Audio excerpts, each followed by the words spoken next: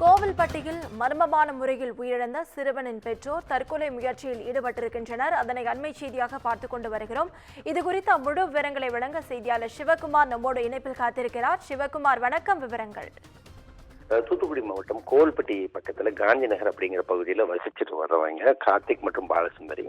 இவர்களோட இரண்டாவது மகன் கருப்புசாமி அப்படிங்கிறவன் கடந்த 5ஆம் வகுப்பு மாணவன். அவன் என்னன்னா கடந்த 9ஆம் தேதி சிறுவனுக்கு காணல அப்படின்னு சொல்லி ஒரு புகார் தெரிவிக்கிற அடிப்படையில போலீசார் தனிப்படை அமைச்சு தேடிட்டு இருந்தாங்க.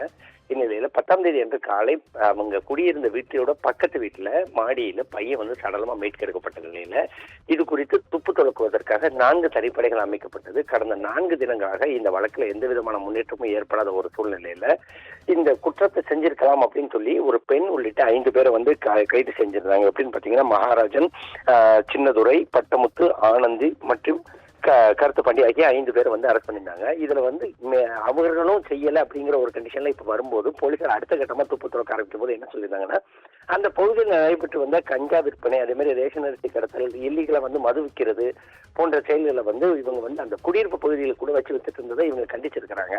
ஒருவேளை இவர்களை பழிவாங்கிறதுக்காக பையனை கொலை பண்ணிருக்கலாம் அப்படின்னு சொல்லி ஒரு கிளம்பின நேரத்துல அது தொடர்ச்சியா விசாரணை நடந்துட்டு இருந்தது.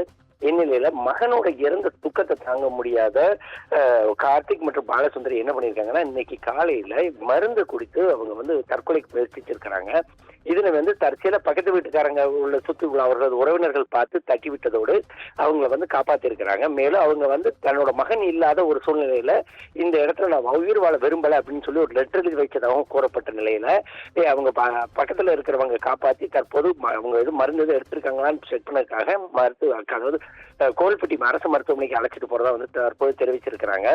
கடந்த 5 தினங்களுக்கு மேலாக சிறுவன் காணாம போய் கொலை செய்யப்பட்டது கண்டுபிடிக்கப்பட்டாலும் இதுவரைக்கும் எந்த விதமான குற்றவாளிகளையும் கைது செய்ய முடியல. அப்படிங்கறதோட இல்லாம இங்க நடைபெற்ற இல்லீகலா நடந்த பல்வேறு பிரச்சனைகளுக்கு இவங்க குரல் கொடுத்ததா முக்கிய காரணம்னு சொல்லி கூறப்படுது.